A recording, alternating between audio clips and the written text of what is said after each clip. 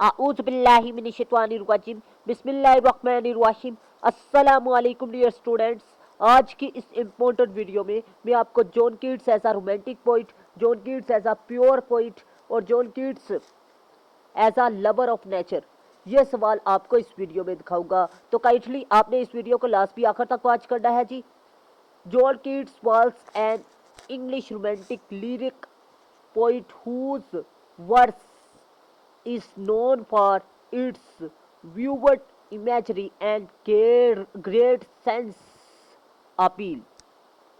John Keats एक English रोमानवी गीत के शायर थे जिनकी नज़म अपनी वाजिया तस्वीर कशी और ज़बरदस्त जज्बाती अपील के लिए मशहूर है। ठीक है, सेंसुअल पॉइंट भी, ये भी आपका सवाल क्लियर हो जाएगा। His reputation grew after his death and he was greatly admired in Victorian age. इब्तदाई मौत के बाद इसकी शोहरत में इजाफा हुआ और विक्टोरियन दौर में इसकी बहुत तारीफ की गई। His influence can be seen in the poetry of Alfred Lord Tennyson and the Pre-Riflets among others. इसका असर अल्फ्रेड लॉर्ड टेनिसन और प्री राइफेल्ड्स की शायरी में देखा जा सकता है जी। नेक्स्ट है जी, the nature of romanticism brought about two significant ideas to the world of English literature. Natural goodness of mankind with a strong emphasis on the beauty of the natural world and the ability to seek passion rather than reason and imagination rather than logic.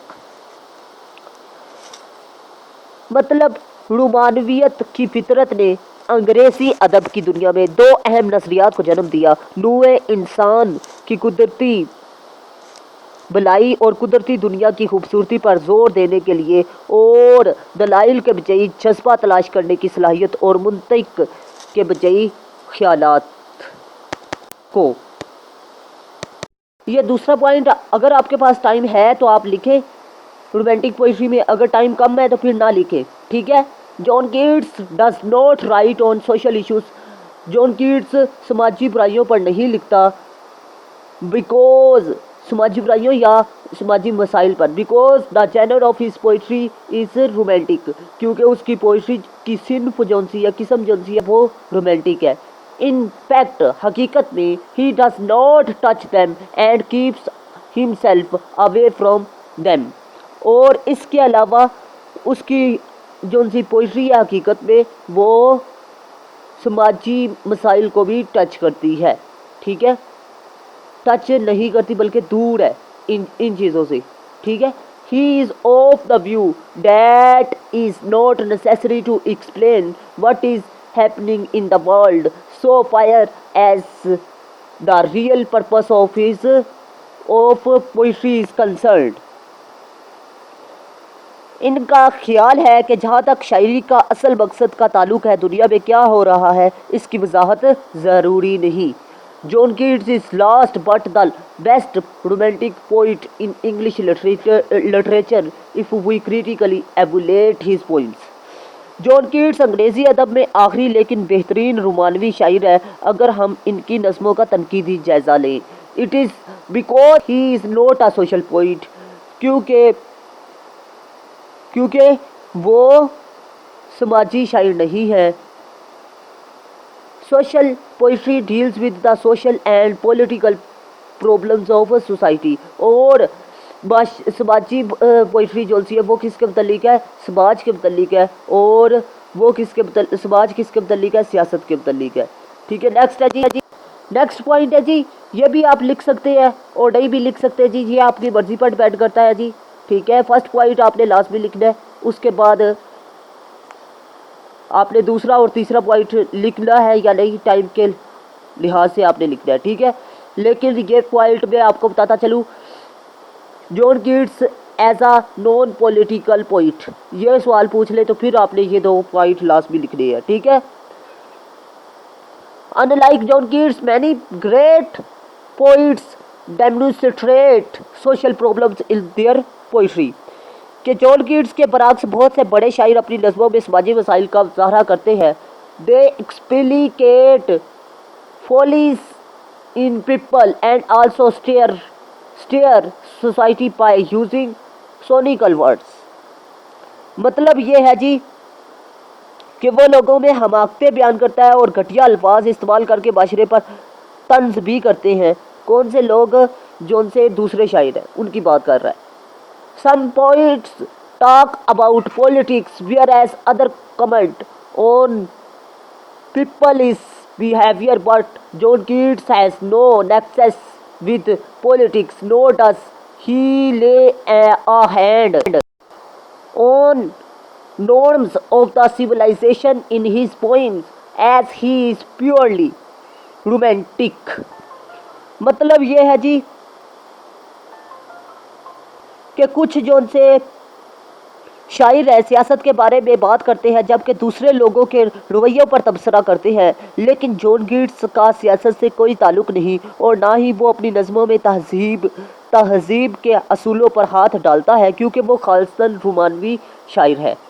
मतलब ये है इस paragraph का कि वो अपनी तहज़ीब को नहीं बयान करता, अपने माशरे को बयान नहीं करता, ठीक है, क्योंकि वो खालिस शायर है, रोमांटिक। ठीक है, नेक्स्ट है जी, every romantic poet has his own writing style. हर रोमांटिक शायर अपना राइटिंग स्टाइल रखता है। Romantic poetry has many factors. Romantic poetry में बहुत से फैक्टर्स हैं। It is no on the poet which ingredient the prefers the most. और शायर एक अज्जा पर तरजीह बहुत ज़्यादा देता है, ठीक है, एक romantic poet. Some poets prefer nature, some support, escapism and other believe in supernatural elements। और कुछ शायर जो उनसे होते हैं वो रोमांटिक पोइट्री में किसको तरजीह देते हैं? कुदरत को, और इसके अलावा किसको? escapism को, और इसके अलावा सुपरनैचुरल एलिमेंट्स को, ठीक है। पोइट्स जॉन कीट is also different from others in this regard, as he and other romantic poets of his era also critically evaluate these fundamentals of romantic poetry। John Keats भी इस हवाले से दूसरों से मुख्तलिफ नहीं, क्योंकि वो इनके अहद के दीगर रोमानवी शायर भी रोमानवी शायरी की इन बुनियादी बातों का तनकीदी जायज़ा लेते हैं, ठीक है। ये है जी चौथा पॉइंट। मैं उम्मीद करता हूँ आपको अच्छे तरीके से समझ में आ चुका होगा। मतलब तमाम शायरों की तरह ये भी इन बातों पर जोर देता है। ये कह रहा है मतलब किस बात पर कि वो नेचर को तरजीह देता है या स्केप्टिसिज्म को या फिर सुपरनैचुरल एलिमेंट्स को, ठीक है। नेक्स्ट है जी, John Keats is poetry is an example for upcoming romantic writers. John Keats की शायरी आने वाले रोमानवी शायरों के लिए एक मिसाल है। ही ignored classicism and preferred romanticism. और उसने क्लासिकियत को नज़रअंदाज किया और रोमानी शायरी को तरजीह दी।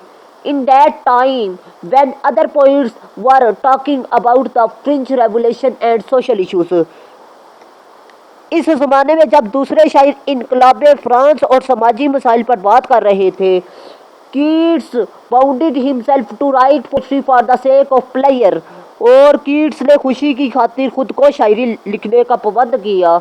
In short example that he is first in the list of the romantic poets.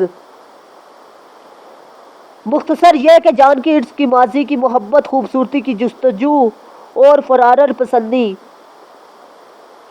हकीकत पसंदी बेहतरीन मसाले हैं कि वो रोमांटिक शायरों की फहरिस्त में पहले नंबर पर है। Some common factors of romantic poetry: pure poetry, escapism, quest of beauty, love of nature, love of past, quest of for nature और सुपर नेचुरल एलिमेंट्स हैं।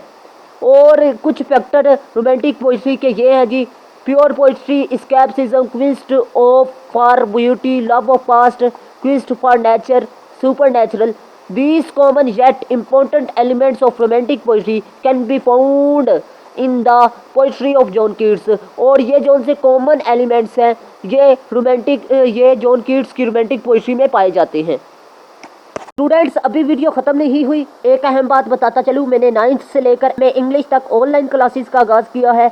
और इसके अलावा अगर आपको MA इंग्लिश पार्ट 2 के नोट्स चाहिए, 35 सवाल मैंने पार्ट 2 के लिए तैयार किए हैं ऑल बुक्स के लिए, तो आप लोग लाजमी रब्ता करें। अब बात करते हैं जी नेक्स्ट पॉइंट की। John Keats is a purest poet. Every poem of John Keats deals with problems of his oven. John Keats की हर नज़म इसके अपने मसाइल से मुतल्लिक है।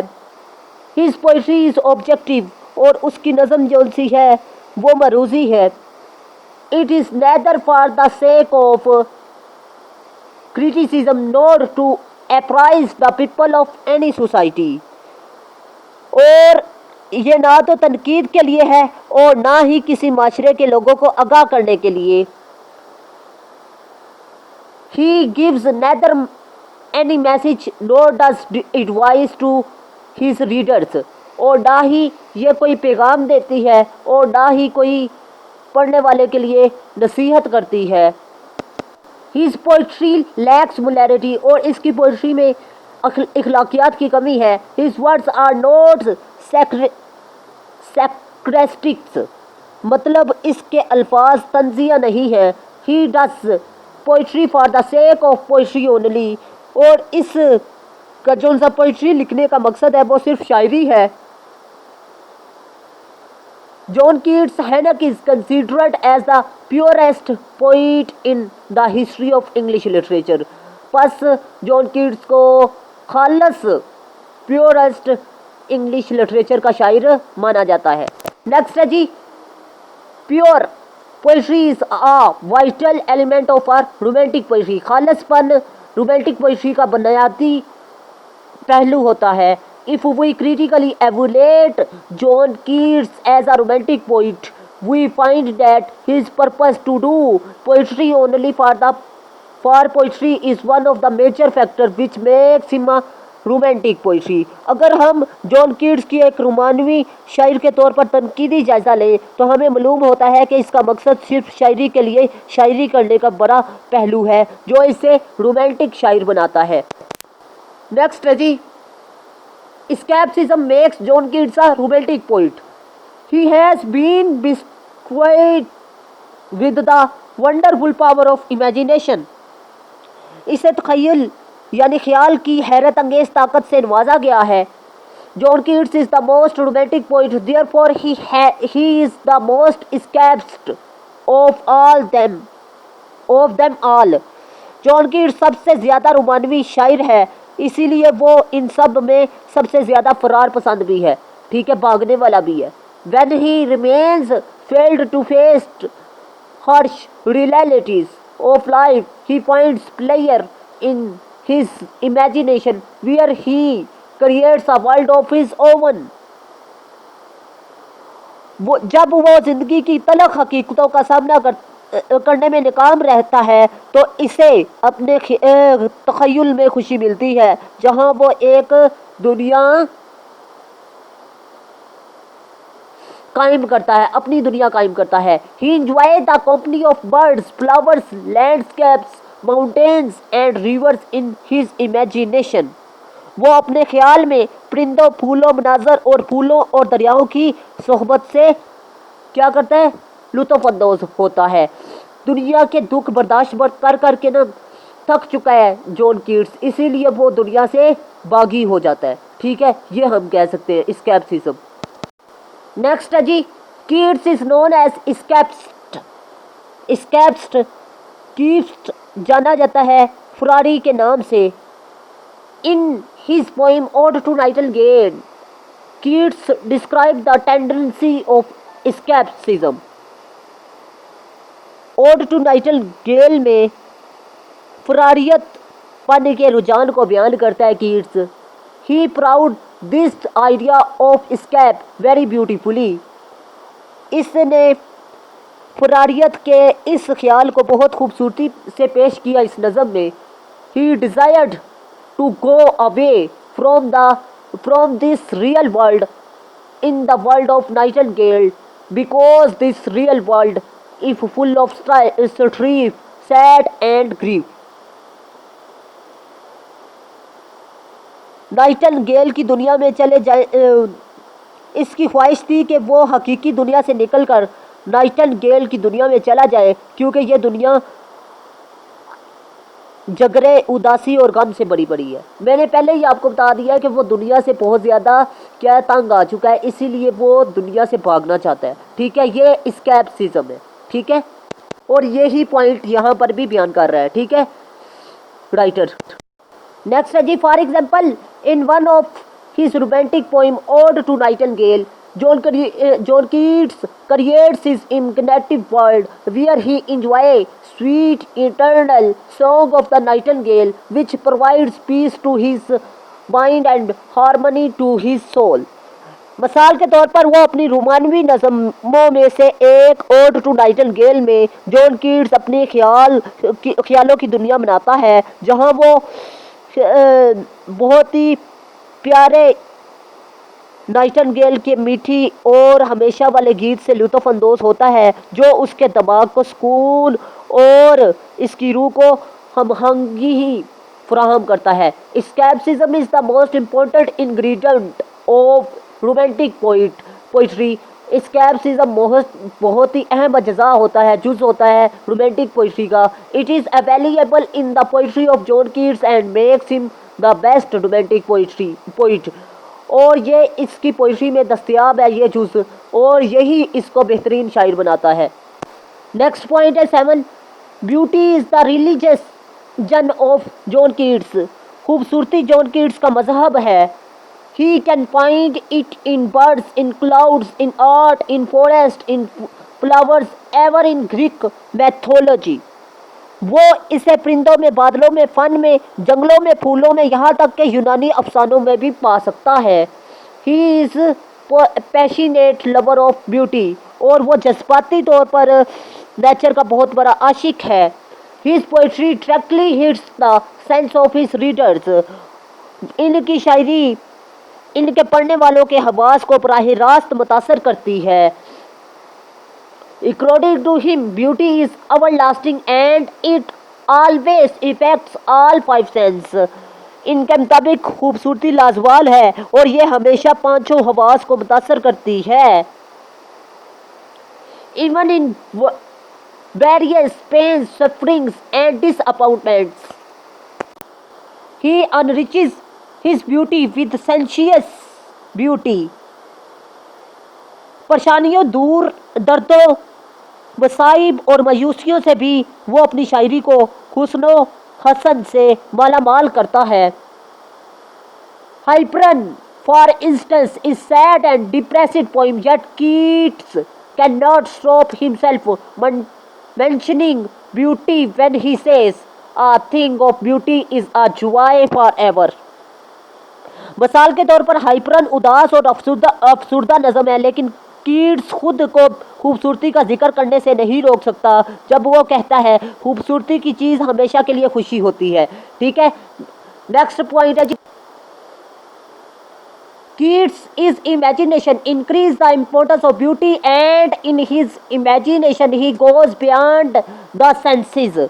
मतलब ये है जी कि कीट्स का तख़य्युल खूबसूरती की अहमियत को बढ़ाता है और अपने तख़य्युल में वो हवास से बढ़ जाता है। ठीक है, यानी छुपा देता है। ठीक है, he talks about those things which he has never experienced in his life. वो इन चीज़ों के बारे में बात करता है जिनका इसने अपनी ज़िंदगी में कभी तजर्बा नहीं किया। In one of his poem he writes, heard melodious are sweet but those unheard are sweeter. सुनी अपनी एक नज़म में वो लिखता है, सुनी हुई आवाज़ें मीठी होती हैं लेकिन जो ना सुनी जाए वो ज़्यादा मीठी होती है। ठीक है, Thus, undoubtedly, he is great lover of beauty and avails every opportunity to prize it. इसी तरह बिलाशक वो खूबसूरती का बड़ा आशिक है और इसकी तारीफ करने के हर मौके से फ़ायदा उठाता है खूबसूरती के, ठीक है। Quest for beauty also helps John Keats to stand apart from his rival romantic poet. खूबसूरती की तलाश जॉन कीट्स को अपने हरीफ रोमानवी शायर से अलग रहने में भी मदद देती है। नेक्स्ट है जी, Keats also loves nature and elements related to it. Keats नेचर और इसके मुतल्लिक पहलुओं से मोहब्बत करता है। He converts natural object into beauty, और वो कुदरती एशिया को खूबसूरती में बदलता है।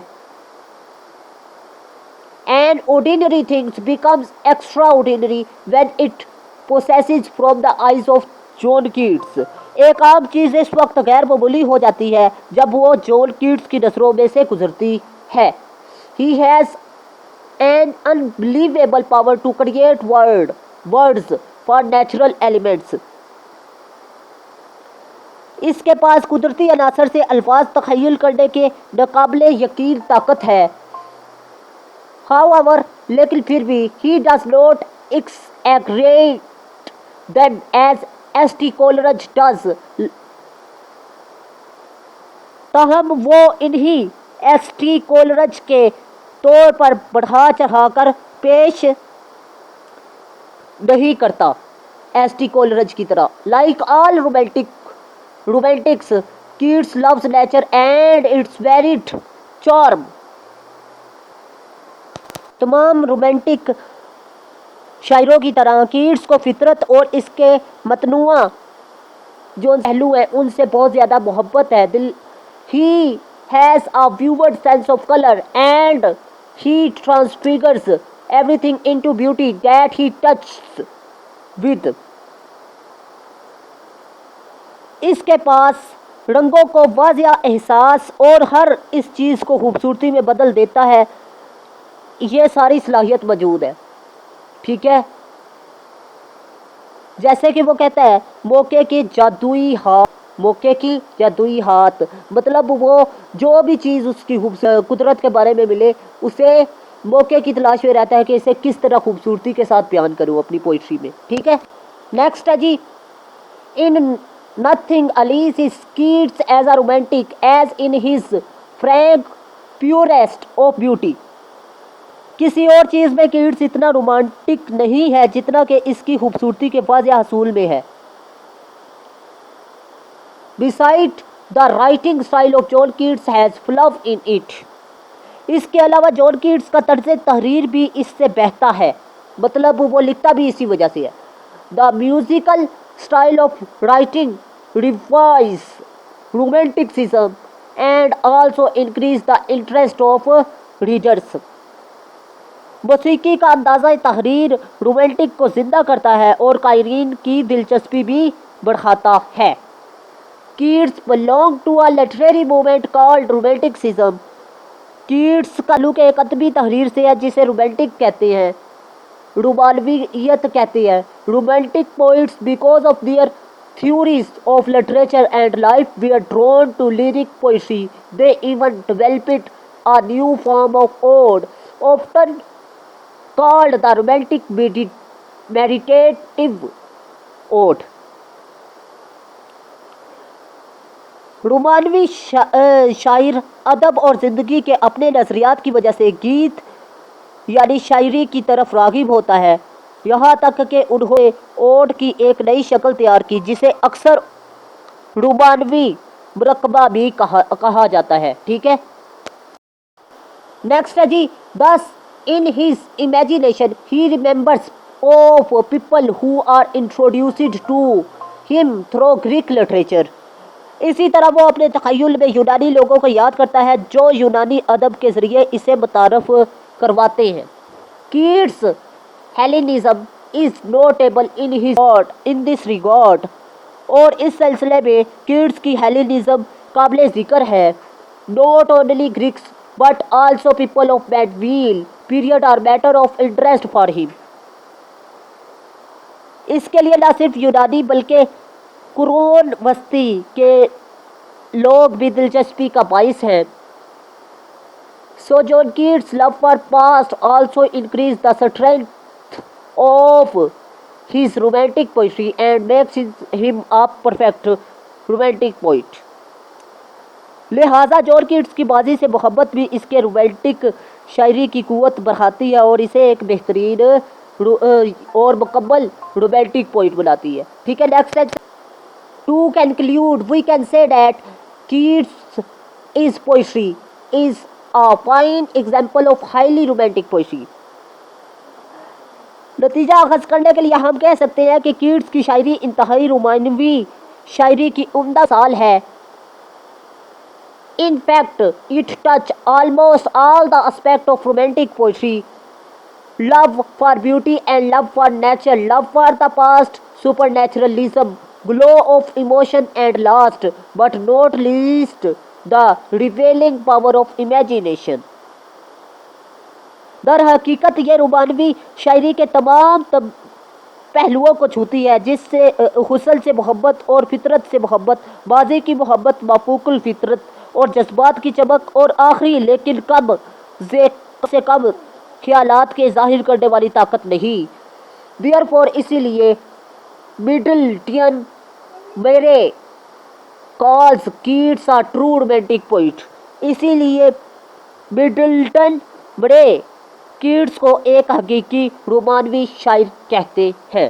ठीक है, ये थी आज की वीडियो। अगर आप लोगों को ये पॉइंट्स ज़्यादा लगते हैं, आप इंट्रोडक्शन और कैलकुलेशन लाजमी लिखें, बाकी दरमियान में जो सा मर्जी पॉइंट टू द पॉइंट लिखें। ठीक है, ये थी आज की वीडियो। अगर वीडियो अच्छी लगे तो वीडियो को लाइक कीजिएगा, दोस्तों के साथ लाजमी शेयर कीजिएगा, मुझे दुआओं में याद रखिएगा। अल्लाह हाफिज़। पाकिस्तान जिंदाबाद, पाकिस्तान जिंदाबाद।